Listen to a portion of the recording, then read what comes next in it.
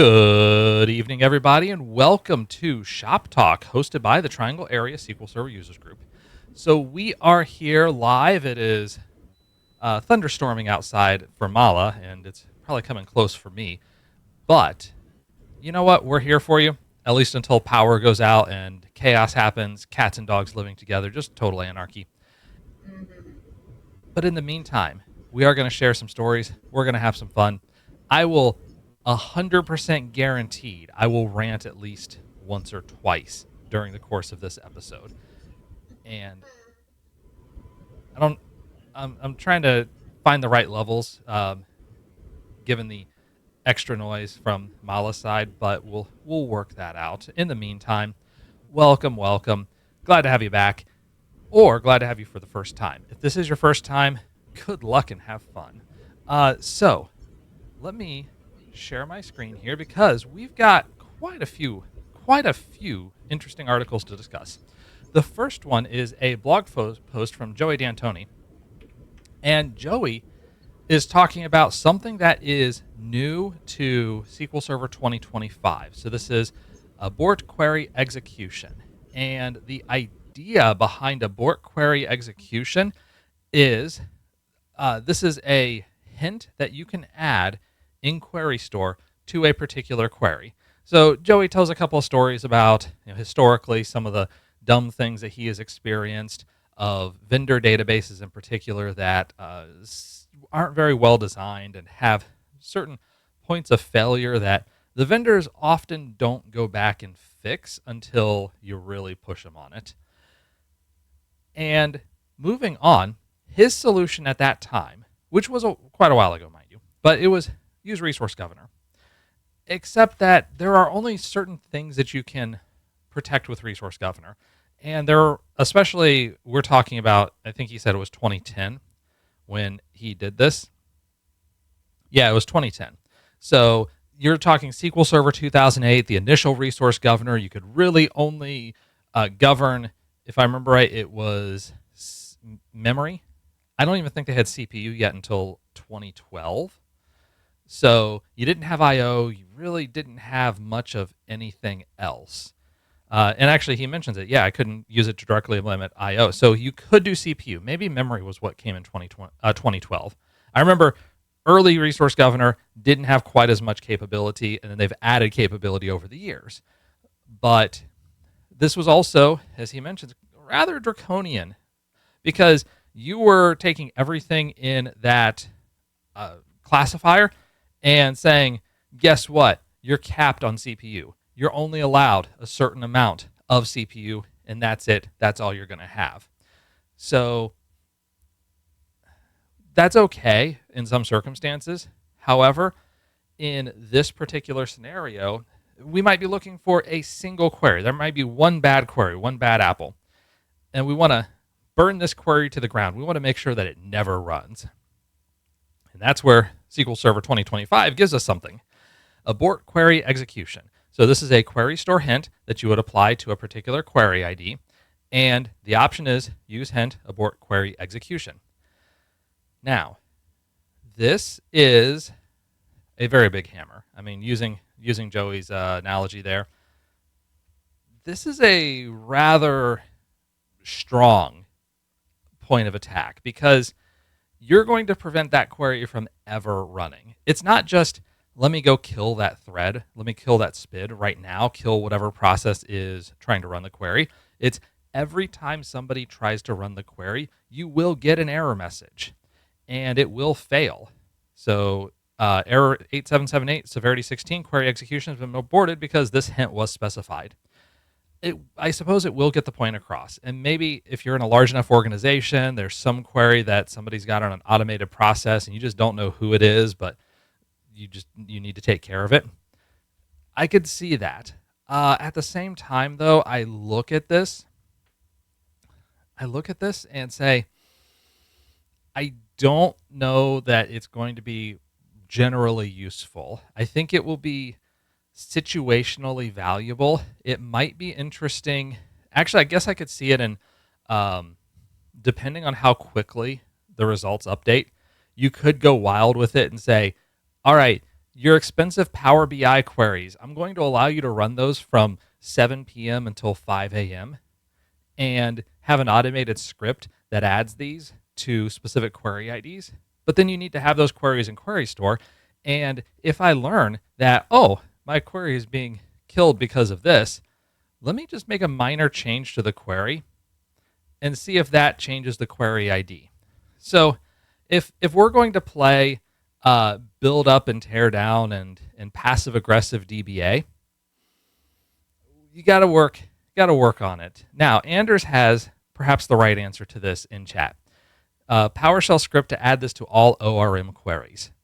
And I think you're onto something here, Anders. Just look for the telltales that this is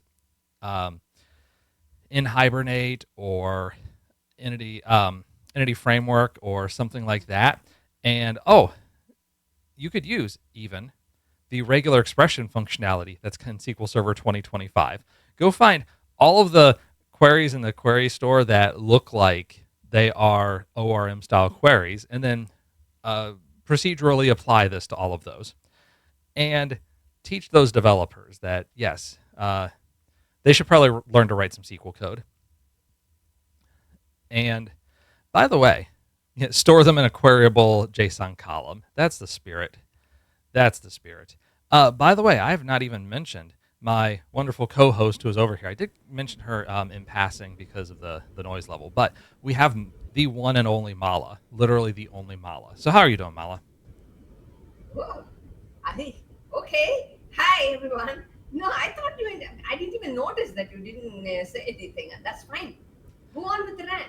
Yes. Well, I kind of organically wound down the rant and said, I better introduce Mala. So we have, I think, all in all, this is a good bit of functionality. I'm appreciative that it's in here. I don't believe that it's going to be something that you'll want to have constantly running in your, or like that would be your first go-to hammer. Kill is definitely going to be my first go-to, and then talk to a person, which, all right, it's easier for me to say that because I'm not the DBA anymore, so I don't have to talk to people anymore. I just kind of live in my own la la land as a data scientist. But hypothetically, if I ever had to talk to somebody, that seems like that might help a little bit more than just passive aggressively locking down the queries. But then again, I do remember myself as a DBA, and I would 100% passive aggressively lock down some queries. So 2 thumbs up for this. Now, the next story, which is also going to merit 2 thumbs up. Probably like 1 to 2% chance that somebody's going to guess that we would talk about this on Shop Talk, but this comes from Tom's Hardware. AOL is ending dial-up internet service, so Anders, you're going to have to find new internet.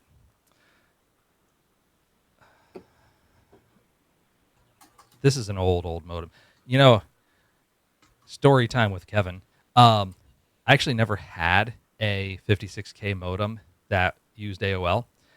I was 28.8 baud, so 28,800 baud, and AOL was so slow. I remember it was AOL 3, and they were hyping up. We're going to get AOL 4. It's going to fix all the problems. It's going to be awesome. You're going to love it. We changed the color of the AOL logo and everything. It's going to be fantastic.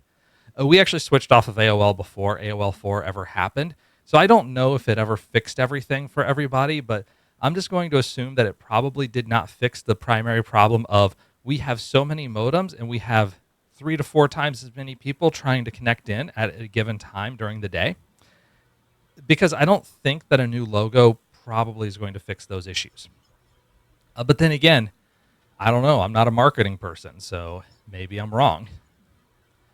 Nonetheless, apparently AOL is actually still available. You can actually connect on dial-up to AOL as of today. I can't believe it outlasted AIM. I loved AOL Instant Messenger. I 100% loved it. I used Pigeon for quite a while. So Pigeon, if you're not familiar with it, that was the open source AOL Instant Messenger variant that AOL regularly would try to change their protocol to break these sorts of uh, third-party clients. Pigeon and Jabber, I think, was another one. There were a few of them that would reverse engineer the instant messenger protocol and would allow you to use instant messaging outside of the official AOL instant messenger client, which was terrible and only ran on Windows and maybe Mac OS. So for years, years, more years than I'm willing to admit, uh, I was using clients like that. And then it went away. So Andrews is right. And that was the last time I ever talked to a human. Haven't done it since.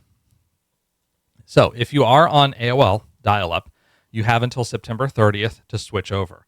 And some of you may be watching this stream right now and saying, golly, where else can I sign up? Where can I get 56K internet service?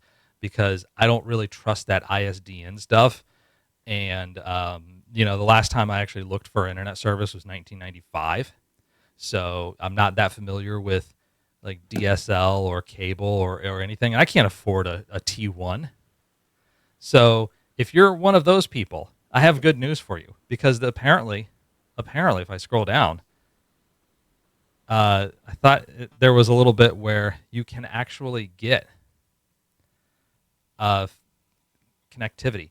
There are places in the U.S. with no broadband. Yeah, those places also have access to satellite.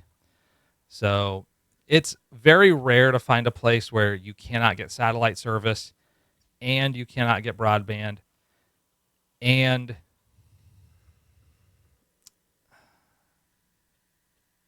you actually use a significant amount of internet service. Knowing that DSL is pretty capable. 56K is fast compared to SAT. For latency, I agree. For bandwidth or for throughput, satellite's going to be a lot faster. Latency, fully agree. There's very high latency with satellite, and Starlink does change that, but it's still, light only moves so fast. I can write a memo to ask light to move faster, but it usually doesn't. It's kind of lazy that way, to be honest. So thinking of that, when you have to shoot something 22,000 miles away and then have it come back, you're going to add some latency, even if there's no switching costs, and there are. So you kind of got to think about that a little bit. But yeah, as far as it goes, AOL is going away. AOL went away from me like 1996, I think. Checked on HughesNet. Their speed is up a lot since last time I checked. Yeah, this isn't the satellite internet of like the late 90s. I know I'm joking about dial-up internet, but satellite has improved a lot. Latency is still high, but throughput has significantly increased over the years. And also, DSL has gotten substantially easier to work with, and cable, cable is pretty well standard. If you can get cable at your place, you can usually get cable modems, cable internet. But then you have to deal with Spectrum. DSL still exists? DSL still exists, yeah. That's granted, you don't tend to think of it in the same contexts of DSL versus cable, like from early aughts, where you have to have major debates. Well, AT&T offers this, and Time Warner offers this. But yeah, you can still get DSL. AT&T does DSL. Enhanced QC, I have a 1 gig duplex DSL in Kentucky right now. Right. So last time I had DSL was 2004. Yeah, about that time, me too. Yep. I've never had DSL. I've always been cable.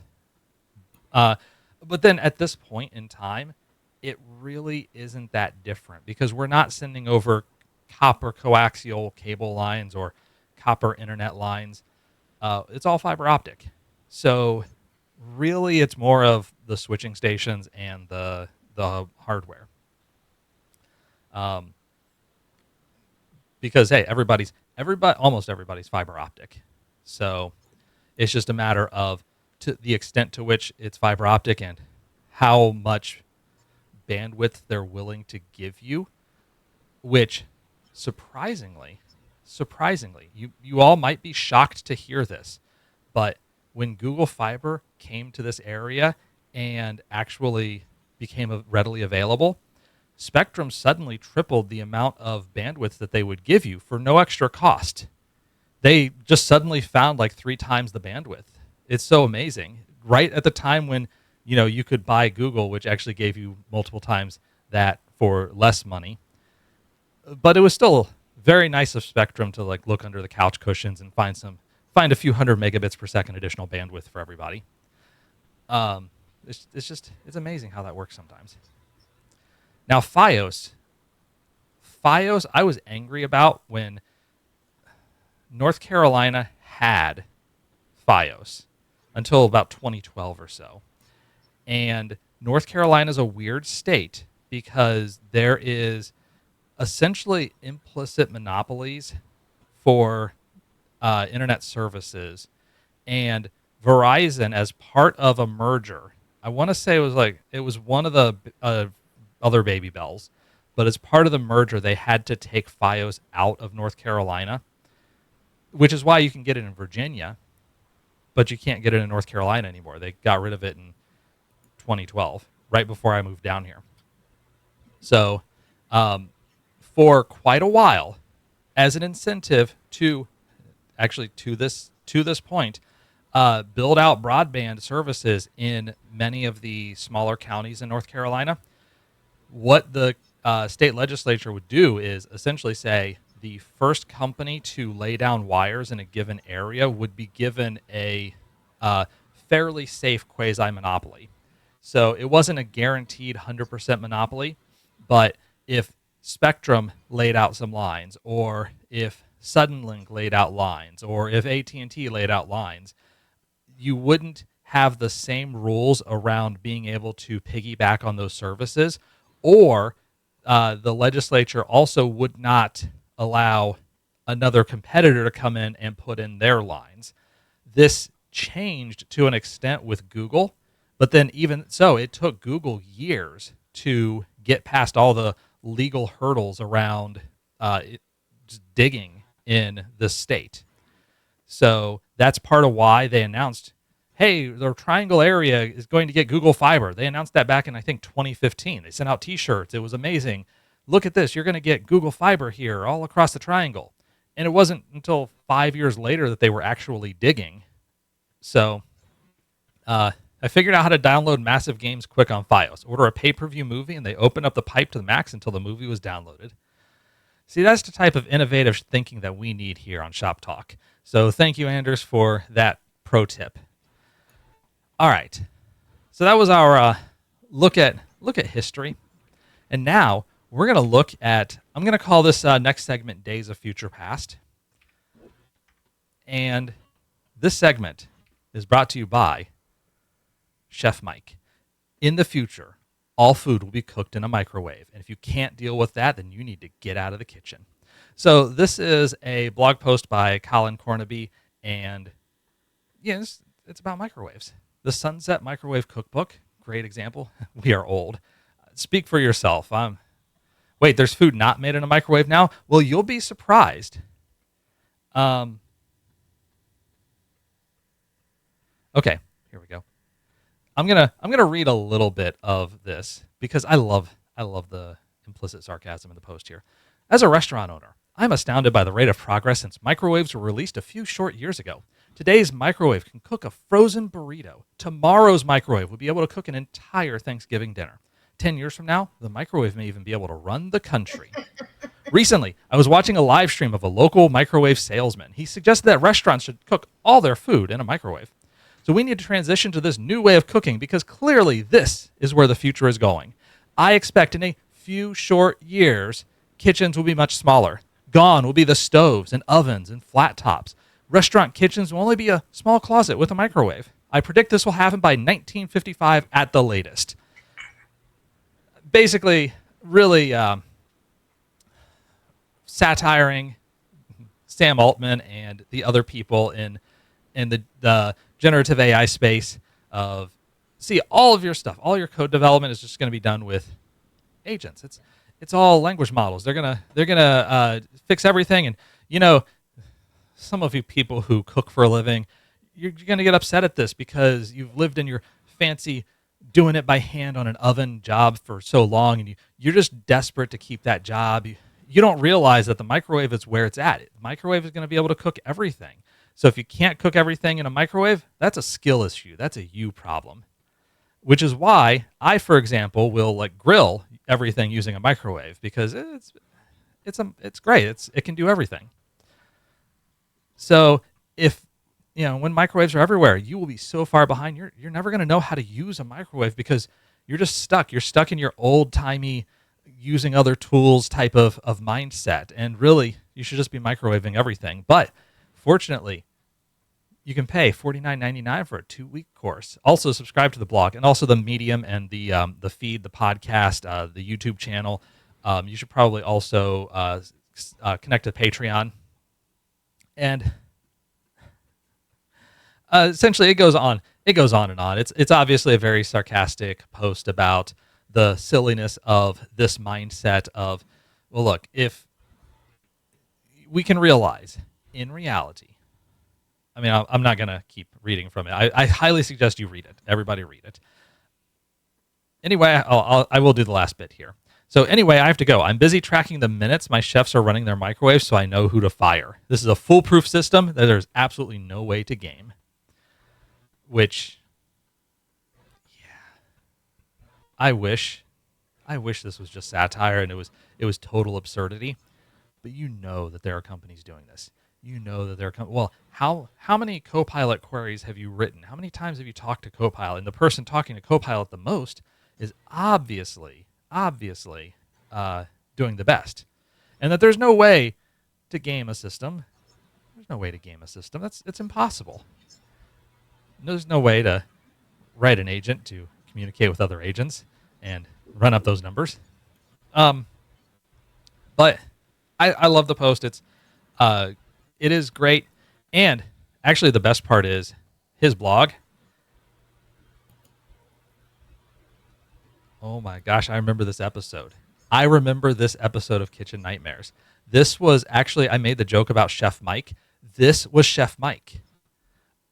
Okay, for those who don't know, for those who weren't watching Kitchen Nightmares as often as I used to, Gordon Ramsay went to a restaurant and they were joking, like all the cooks were talking jokes about, yeah, Chef Mike makes this. Oh yeah, Chef Mike. And Gordon's like, okay, who is Chef Mike? Where is he? And they point at the microwave. So they made most of their food in the microwave. This made him livid. And when they did the whole, we're going to clean up this restaurant bit where you have the montage and the dramatic music, part of this was literally taking the microwave out and tossing it out the window, saying, you are not going to use a microwave. People are paying you money to get quality food. What are you doing making it in a microwave? They can do that at home. Why are they going to waste their money at your crappy place when they could microwave it themselves? So I love that. But essentially, a lot of Colin's blogs actually do involve working with generative AI. So Claude Code, LLM coding, frameworks, et cetera, et cetera. So this is not a Luddite who absolutely hates the idea of, oh, this whole thing is awful and it's all dumb. Basically like me. Went to Hell's Kitchen in Lake Tahoe 2 weeks ago with my daughter. She likes Gordon Ramsay. Nah. Yeah, I've never been. I think a lot of that is just enjoying watching the show, but knowing all of the things that they do, I don't know that I would want to go eat at the kitchen. She's 10. Okay. Well, I mean, she's probably not going to have this palate developed for a nice beef Wellington or a capellini salad or whatever. Like, no, just mac and cheese. That is correct. Yeah. Yeah, so that's a waste of however many dollars. I'm going to guess it's probably in the $75 to $100 range. You don't have to say how much it was. Wait, was that per person or total? Because if that's per person, that's a lot of money for one dinner. My that's no. I mean, I could eat a lot of nachos.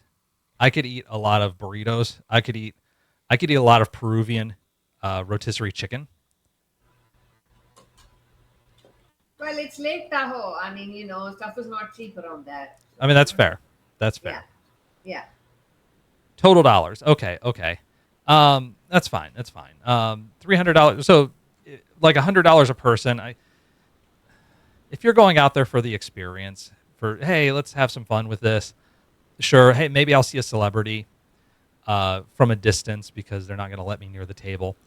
Okay, it's not really my thing. I would rather spend like $12 getting Peruvian rotisserie chicken than $100 getting to wait for 2 hours for stuff, half of which I don't want and half of which I can't eat. That's more I've spent than eating out so far this year. Well, that's because Anders is all in on the microwave experience, so that makes sense.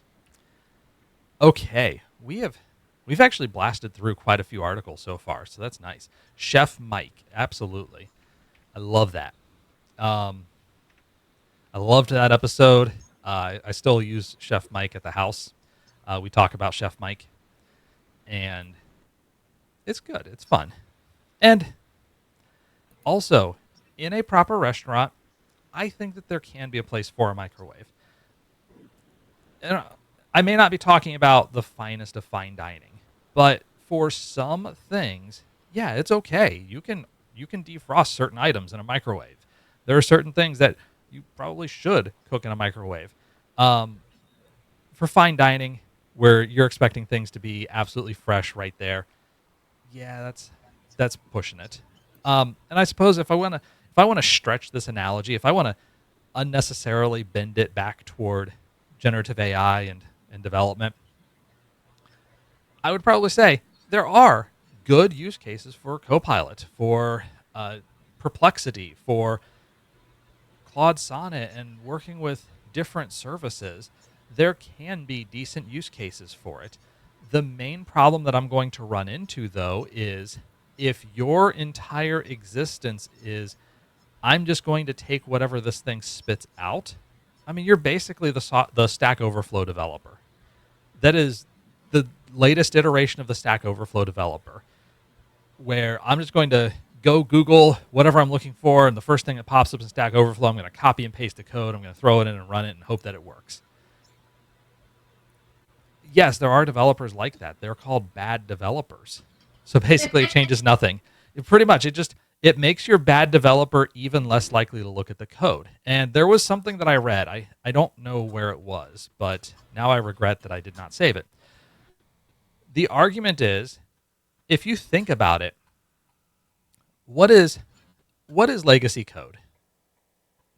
Legacy code is code that people don't understand. They didn't write it. They can't maintain it or have difficulty maintaining it. They don't understand what it is. That's kind of the standpoint where you get to this is legacy versus, I don't know, the opposite of legacy code, normal code. Well, if your language model is generating everything, it doesn't have understanding. So your code base is all legacy code. The code I wrote last week is legacy code. Yeah, if you ask Anders, if you go ask yourself to go back and look at that code, and you're like, what idiot wrote this thing? And you look at the top and you find your name on there, that's legacy code, baby. Azure Functions or AWS Lambda, everything else is, quote, legacy, unquote, in my humble opinion. You can write absolutely awful code in either one of those, and that people don't want to maintain. And you can write beautiful code in any system, almost any system. So I do see it more as a functional, and that's not a pun. I'm not playing on function as a service, but there's not a language yet that you cannot write horrible code in, or a platform. You can write horrible code on any platform. I believe in you, people. I think this is, again, it's more of how how difficult is it for you or for the relevant team to maintain that code? And some code feels legacy. Typically, we think of it as old, but old isn't necessarily the same thing. I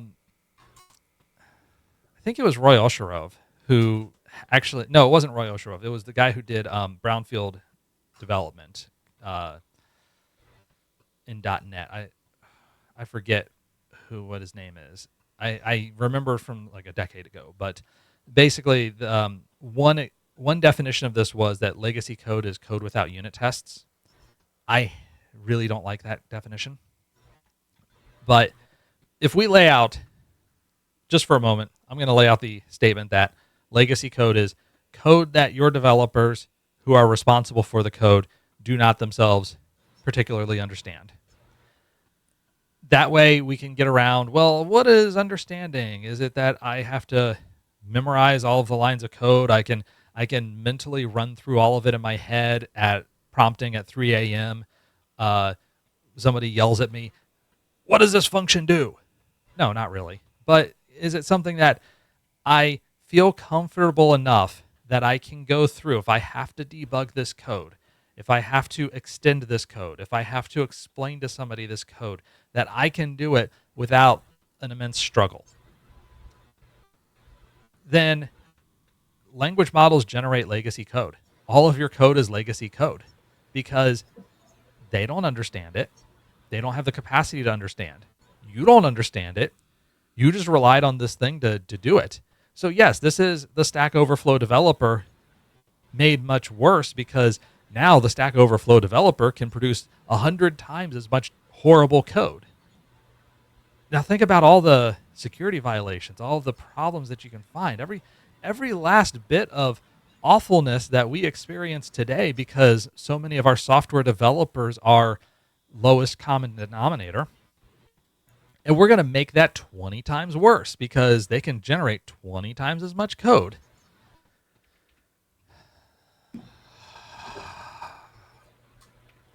That sigh was extra punctuated just to make sure that the microphone picked it up. All right, next article. Kind of related, actually. I've had it up for a little bit. Measuring the impact of early 2025 AI on experienced open source developer productivity. So this is a paper that Mala sent to me. Admittedly, I've not read it, but I did read the abstract. So basically, I've read the paper. Okay, one major caveat, one major call out here.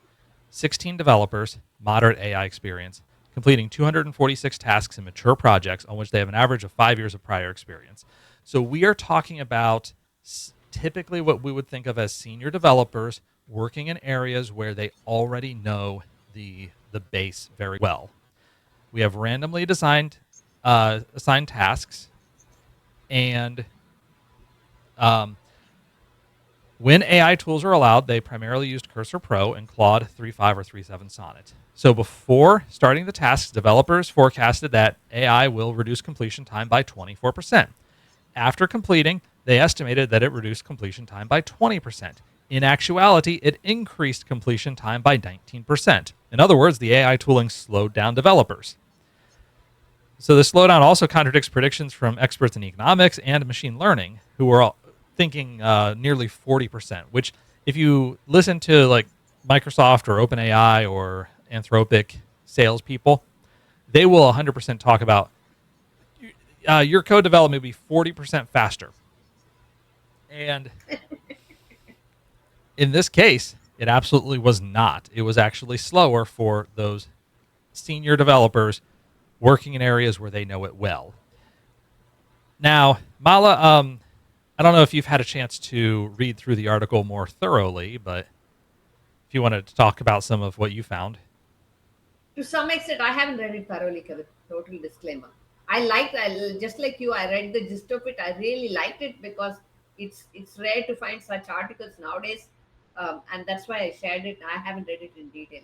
No, and from personal experience, what they're saying that it increased completion time makes sense to me because when you are a skilled, focused person who knows what you're doing, and then you have this tool that you're supposed to use because using it makes management happy or somebody happy, then I mean, common sense, it's going to slow you down.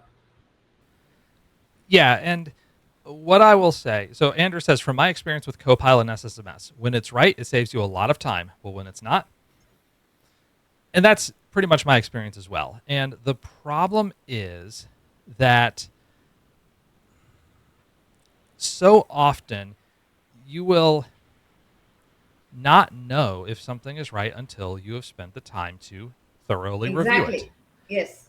And so if you're saying, oh, well, okay, I'll give you an example. Work example, even though I'm not going to name anything specific. So there was a experiment that my manager gave to, there were about a dozen of us, um, data scientists, research developers, etc. And it was, here are a set of instructions. Go through these instructions. And the instructions were basically use Excel, take this data set. This is an Excel file. Take this data set, create a pivot table, create a chart that shows this information, and then tell me this number. And there were 3 or 4, maybe 5 examples of this. And then it was, okay, go to OpenAI or wherever and plug in these instructions, this prompt, and calculate how long that takes. And so on one side, it was, oh, well, it takes 12 minutes for a person to do this task by hand, but only took a minute and a half to do it by pasting in the prompt. I don't know that that's fair because the prompt was a very thorough prompt. So I would argue that the more proper explanation would be have somebody type out this prompt and then paste it in. And suddenly you're losing pretty much all of your gains in terms of time. But then also, I looked at the output of mine of what I did by hand, and I looked at the output of what it gave me. I said, oh, that graph is wrong. Oh, that number is wrong. Oh, this is technically correct, but you're looking at the wrong year. And so as an analyst who's taking this, I'm not saving time because I need to go back and read through all this. And what happens if my numbers are wrong? Well, now I have to fight a system to try to make it change the numbers to be correct. And that becomes a major challenge because in order for me to figure out that this number is wrong, I had to do the work the first time to get the correct number. So if I don't know what that number is and I need to create a calculation to get that number, then I'm not saving time by having something else calculate the number and then have to double check. It's like, here's a calculator, except that if you type in 3 plus 4, sometimes it'll say 7, sometimes it'll say 45. And it's just up to you to figure out that 3 plus 4 is 7, and when it gives you 45, you have to argue with it until it gives you 7. So going back to chat here, Enhanced QC asks, didn't Spotify release some percentage of their devs because of AI? This is the hype I kept reading. They have said that. If I remember right, Microsoft has said, may or may not have said that. Honestly, I'm an outsider with zero inside information on any company that's doing this kind of thing. They just wanted to release some devs, and this is a very easy way to not impact the stock price and even make it bump up a little bit. Oh, we're so much more productive because we're replacing developers with AI. You're not really doing that because either you're going to hire devs back next year and you just got rid of some of the low hangers, or you're going to slow things down and you just got a bump because look at us, we improved EBITDA. Andrew says it's kind of like my argument about ORMs. It takes even more skilled people to use LLMs right now for dev. I agree. And I think that's a good comp, that you can do beautiful things with an object relational mapper, but you can also do some horrible things. And in order to do those beautiful things, you have to really understand both SQL and the language of the ORM.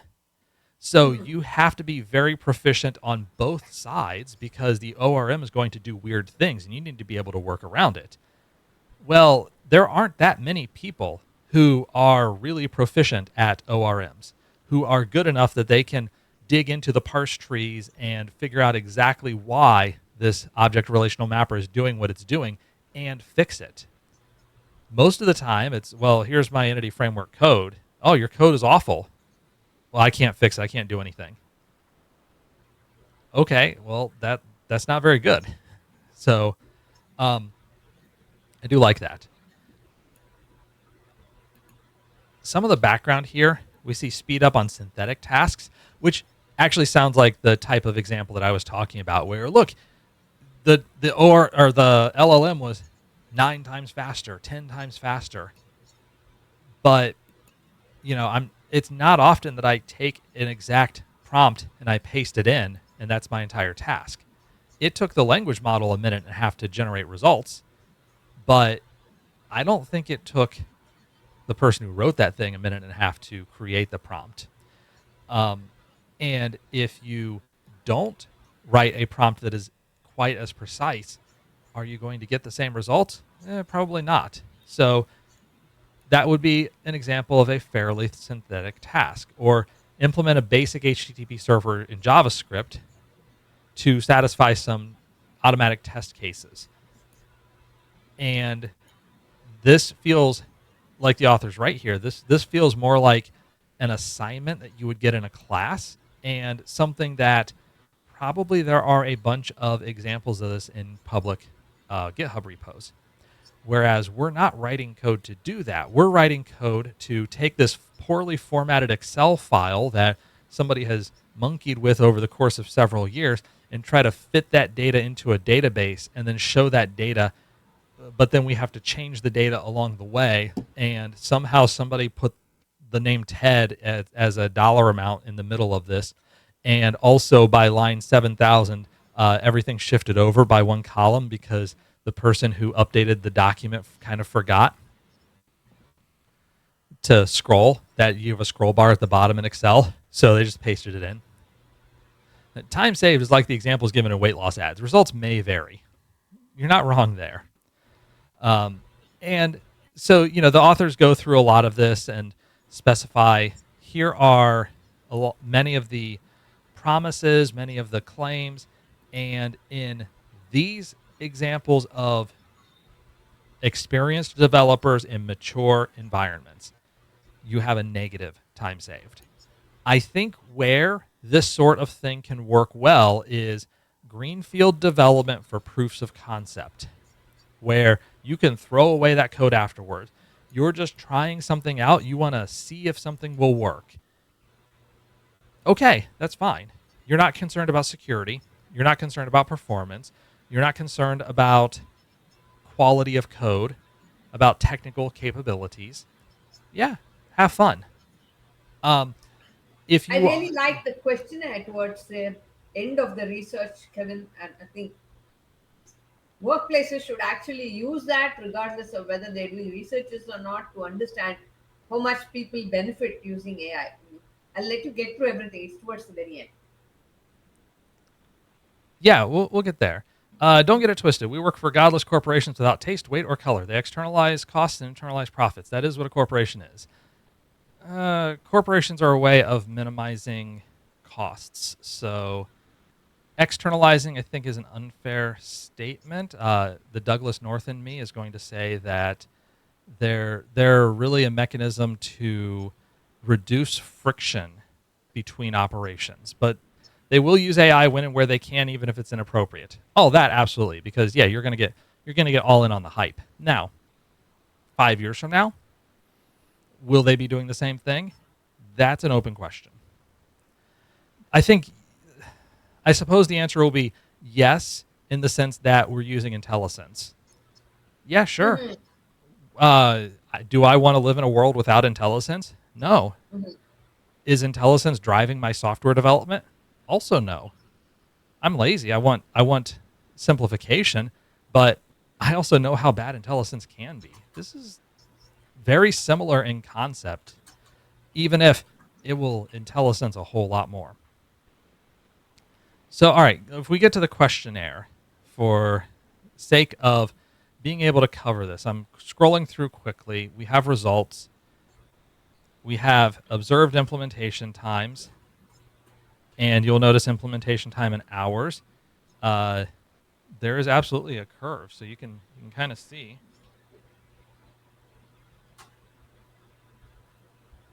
Oh, that doesn't even show up. That's a shame. Um, Whereby does not allow me to capture drawing boxes on the screen. So I can draw all the boxes I want locally, but you won't be able to see it, dear viewers. Don't ever go full Clippy. I have ranted about this on Shop Talk before. I will rant about it again, even though I can no longer find the YouTube video. There was a video that came from Microsoft. It was like 1990s.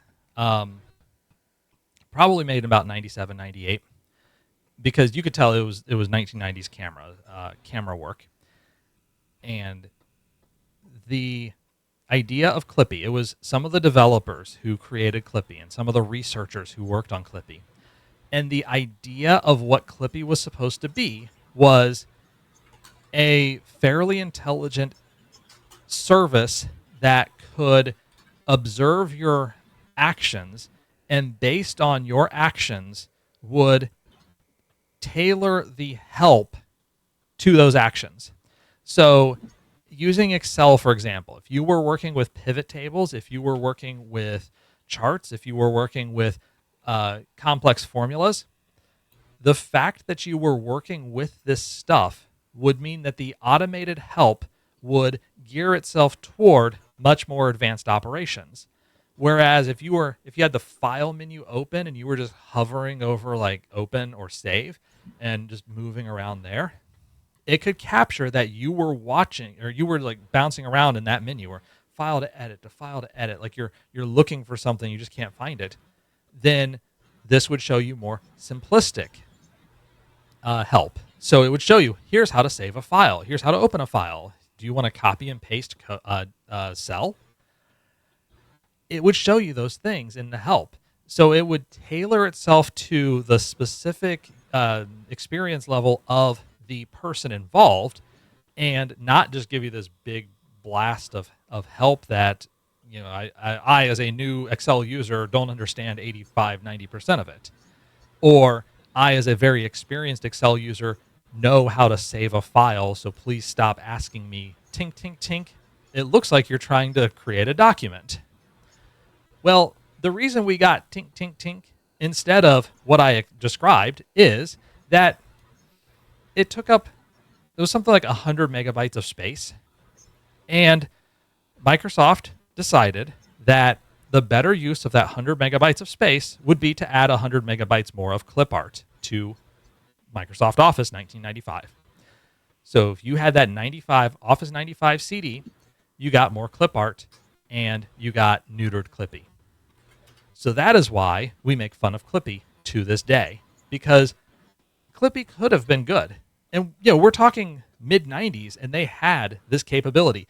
The guy was demonstrating it. The exact scenario that I described with Excel in the video, he was showing this off, and he had the help window open on another part of the screen, and it was dynamically adjusting based off of the actions that he was taking. Clip art or Hidden Flight Simulator. I think the Flight Simulator came in later. So this was actually clip art. The author was talking about this was the exact reason why it got pulled out. Executives made the choice, we're going to add more clip art. So every one of you who used the stupid balloons or the birthday cake or whatever, it's your fault Clippy sucked. All right. Now that I've blamed, I don't know if I can blame my audience on that. Also, I was like 12 years old, so I probably did use the balloons and the clip art. But I should not have been the target audience for this. Okay, we have had AI since the 30s at MIT and vacuum tubes. I would agree with that. Really, since the 50s is when we had kind of that first major AI burst and then the first AI winter. So I'll give you 30s, just like we had lambda calculus in the 30s. We had plenty of stuff that was developed at that point for, we don't have a computer that can do this yet, but when we do, it's going to be awesome. If the output that was processed is the next input, you have AI, deal with it. where I where I define AI, and this isn't my special definition. This is Russell and Norvig. This was one of the major books on artificial intelligence for decades. Um, Russell and Norvig defined AI, and I don't think they made up the term either. This is industry definition prior to hucksters throwing out garbage. Artificial intelligence is when you have agents that process sensory information and take action based on that information. Agency, they have the authority to act on their own. Sensory information could be literal sensors, could be image recognition, could be something like that, or it could just be new file has been dropped into a directory. If your independent operating element is able to take specific actions based on sensory information happening without a human needing to intervene, that is technically artificial intelligence. A lot of what we do, by that definition, fits in the world of artificial intelligence. I mean, we talk about AI in video games. A lot of that stuff is just pre-programmed. Approach actor. Go on this custom route. Take a random route. Approach the actor if you are within this distance, etc. It's rare that you have what we would consider like a complex artificial intelligence, but technically that is artificial intelligence. Bad guys in a video game are artificial intelligence. The rules by which you program it or the mechanism by which you develop it will differ, can differ.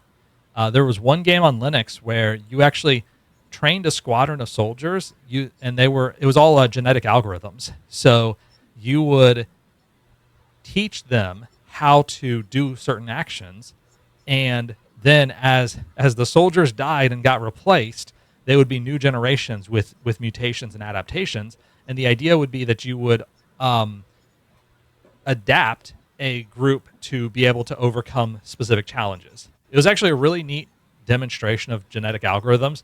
Not a really neat game because it was quite hard for people because we're so used to command and control style of click, click, click, click, click, click, click. You know, what you would get with like Command and Conquer or StarCraft, where I am in control of everything. I will micromanage everything.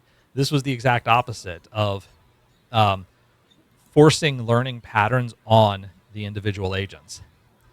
And whatever, when you say when I say forcing, trying to force. Whether or not it actually succeeded at it, that was the challenge.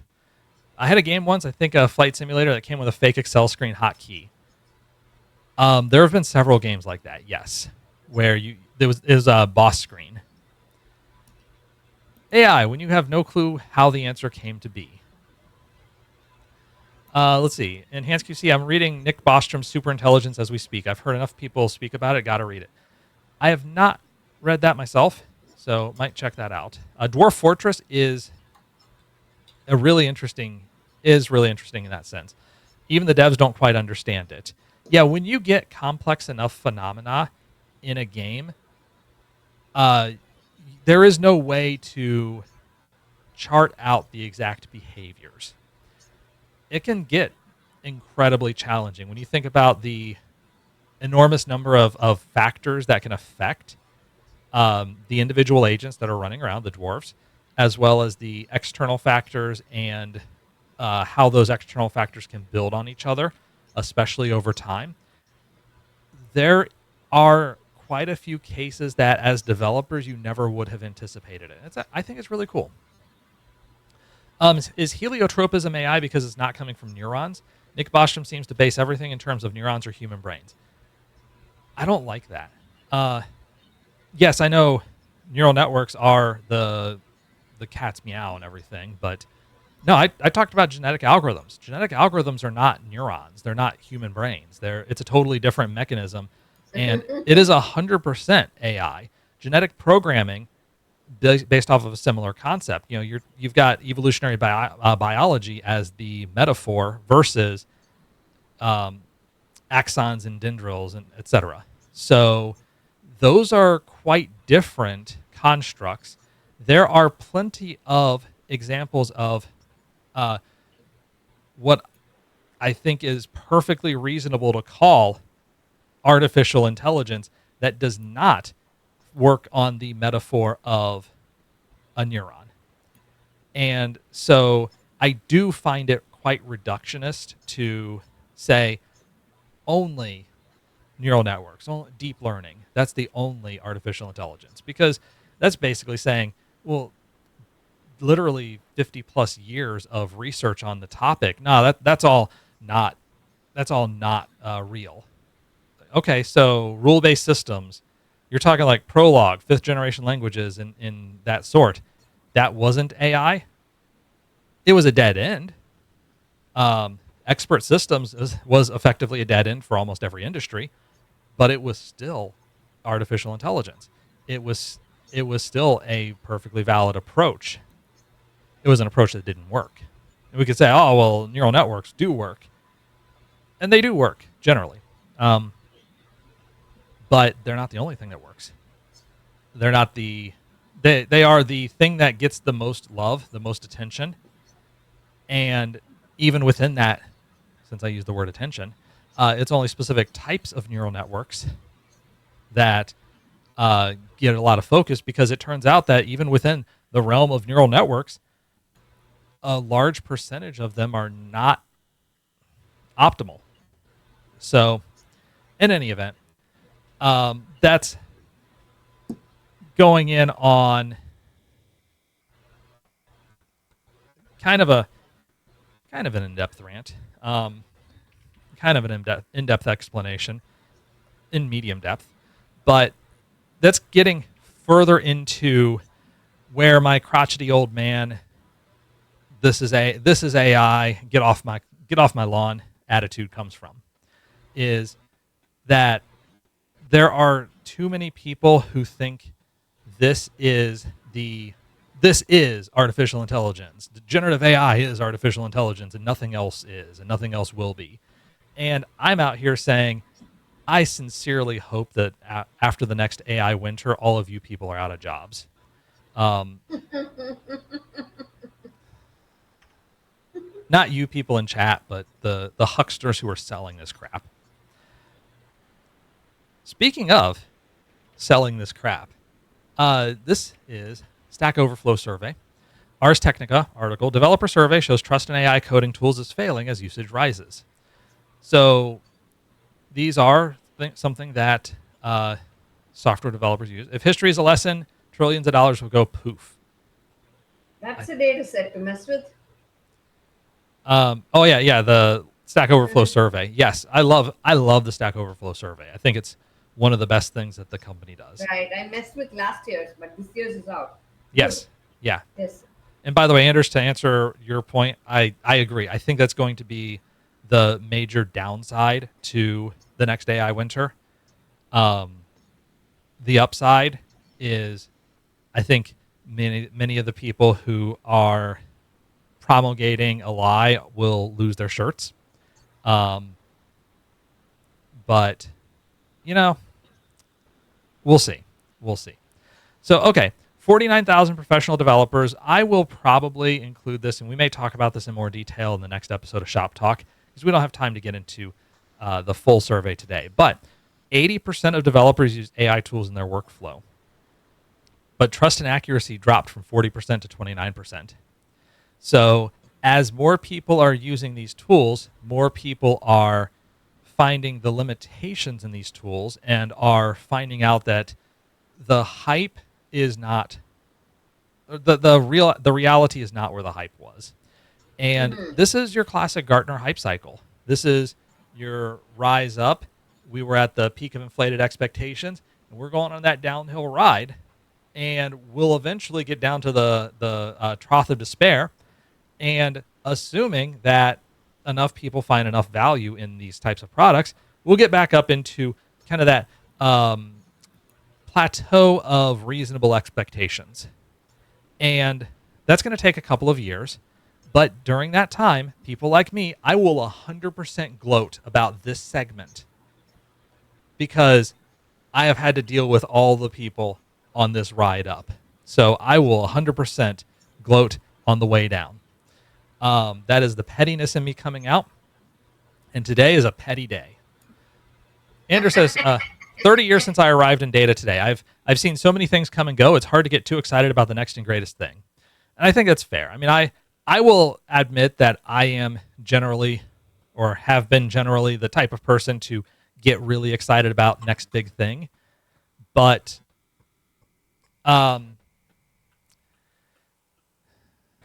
many of them don't really do what you want them to do. Some of them can develop legacies. Some of them do have incredible staying power. Most of them don't. And I suppose if there is a skill for good prediction of what will succeed and what will not, that's awesome. If people have those skills, cool. I don't think I have that skill. But you know, it's just something. Rarely do the ones that come out first be the winners. Yeah, a lot of times that is accurate. Yes. So, yeah, basically getting through this. AOL, our first story. Hey, AOL's been around for decades. This is another .com bubble everybody's jumping on because they don't want to be left out. Right, I think exactly that. Yeah, no, I think you're right, Solomon. Yes. So 100%. yeah, a lot of this is FOMO. It's fear of missing out, and a lot of it is, well, I don't really understand the technology, so it must be complicated and valuable. And other people are telling me that it's so valuable because they don't want to miss out. None of them have actually done a lot of the work, so they're relying on salespeople. So this is like, I make jokes about CTO Magazine. This is CTO Magazine writ large. This is, hey, look at this really neat thing that I did, and not understand any of it, not understand the consequences. And then when your language model goes and deletes your database and corrupts your data because reasons, and then when it tells you that it didn't, well, hey, I mean, at least you did it faster. So, more than a third of developers in the survey report that some of their visits to Stack Overflow are as a result of AI-related issues. Code suggestions in the language model were awful, so they had to copy and paste from Stack Overflow instead. I mean, yeah, those... I don't know if that's better. Vibe coding is not part of their professional work, say 72% of survey participants. Who are those 28%? Who are those 28%? Fire those people. That should not be part of their professional work. If you are a professional vibe coder, if somebody is paying you under the guise of you're actually supposed to be developing, and you're like, just do whatever. Unless you have a very good process, no, you don't. You should not have a job. So Stack Overflow might see a downturn in traffic now with a major uptick in 2 years. Actually, Stack Overflow has been on a major downturn since about 2020. Right. So it's been pretty down, pretty cratering. Companies are pushing everyone so hard to use AI because they're desperate to find an actual practical reason for its existence before it all implodes. I absolutely believe that. AI is the new SAP, CIO Magazine decision in many companies. Working at a company that uses SAP, I think you're right. It's quite practical. Calculators aren't practical. Well, if the calculator gives you the correct answer, but like I mentioned before in my analogy, if the calculator, sometimes you type in 3 plus 4 and it gives you 7, cool, that's great. It saves a lot of time. Sometimes you type in 3 plus 4 and it gives you 45. Well, now you have to go and calculate what is 3 plus 4. So you no longer have the time benefit, and you actually have to go back and double check all of the things. So you have to do the work yourself. You can't rely on the thing. Oh, don't worry. I'll have another calculator agent that checks to see if 3 plus 4 is 7. But then if it spits out that it's actually 21, you're not helping. If your company starts to make business decisions from current AI stuff, sell your shares or options. And they are horrible at math. Yes. This is why in more recent models, generally you're using something like LangChain or semantic kernel to have classic software development techniques to use your libraries, and then you have your language model calling those libraries. That tends to be a lot less terrible and works out decently. It's not 100%, it's not foolproof, but that's still better than relying on your language model to do sophisticated options. These companies are praying that their $100 billion plus investments aren't just tax write-offs. True. And we'll see. But we are actually several minutes over the hour. It's been a lot of fun during our group therapy session. So with that, we are going to wrap things up for the evening. As a quick reminder, tomorrow we do have our first meeting of the month. That is our advanced DBA meeting. It is called Exploring Intelligent Query Processing Features in SQL Server 2022, and Deepthi Gogri is going to be giving our session. So that'll be online. And thank you, Enhanced QC. It's glad to have you in here. We're all glad to have you in here. So Deepthi's going to talk about that. Next, we'll have our in-person session, SQL Server and AI. Tomorrow has arrived. Ironic, considering what we're talking about, but Armando Lacerda is going to talk about this. So Armando, maybe you can ask him hard questions, challenging questions. And the third one for our final meeting of the month, building a robust data foundation for AI success. So it's ironic that we have spent so much time complaining about all of this, and 2 of our 3 sessions for the month are AI related, but them's the breaks nowadays. And with that, we are going to wrap things up. So everybody, like Mala said in chat, have a great evening. Until we see each other, take care.